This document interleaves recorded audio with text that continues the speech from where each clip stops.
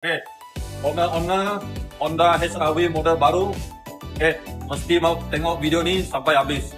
So, owner pakai HR-V, mesti korang ada menghadapi masalah masa parking. Depan susah nak agak, sebab depan dia tak ada kamera dan juga sensor.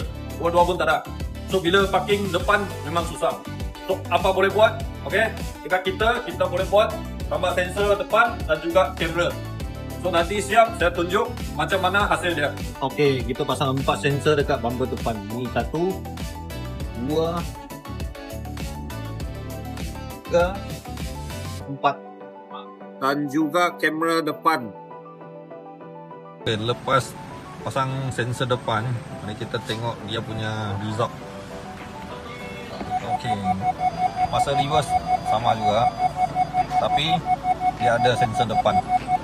Okay. Masa jalan depan pun sama juga.